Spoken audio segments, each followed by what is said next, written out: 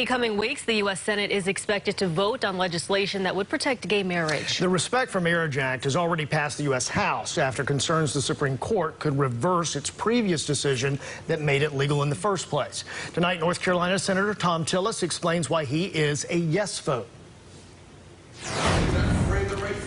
When the U.S. Supreme Court ruled on the Dobbs case, essentially overturning Roe v. Wade, Justice Clarence Thomas suggested that the court's ruling on gay marriage may warrant a second look as well.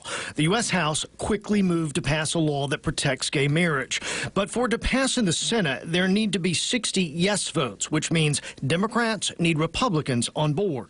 Where are you with that particular piece of legislation? I've indicated that I would support the measure. I've been in the negotiation process. We have made major strides in terms of ensuring religious freedom protections, and I believe that we've got a bill that strikes the right balance, and I'm looking forward to supporting it.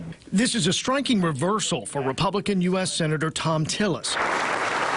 10 years ago, as the then Speaker of the North Carolina House, Tillis helped lead an effort for a state constitutional amendment that banned same-sex marriage and civil unions. This looks like an evolution for you over time.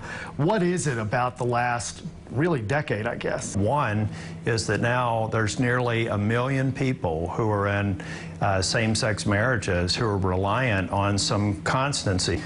They reacted when the Supreme Court made the decision, and we can't tear apart spouses. We can't tear apart spouses with families, and we have to recognize that that their condition is something that has changed dramatically since 10 years ago. Some of his fellow Republicans have suggested that it should be left up to the states. Tillis disagrees. You have to think about a couple that I know in North Carolina that have been in a civil union.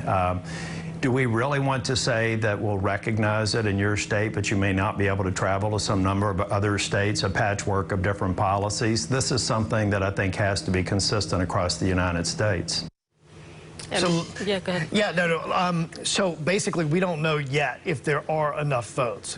We don't know yet whether Richard Burr from North Carolina, his fellow Republican who Tillis serves with in the U.S. Senate, is a yes vote or no. The other thing that has happened within the past 2 days is Senator Ron Johnson, a Republican, has reversed what he originally said by saying he would vote for it. Now he's saying he won't vote for it. So I'm sure Chuck Schumer is very busy trying to whip these folks into action, and I would imagine Tom Tillis too, because he is on this committee to write this bipartisan legislation. And Rose, this isn't just about gay marriage. That's right. It also includes, it also addresses interracial marriage as well. That is also a part of that bill. All right, Rose, thank you.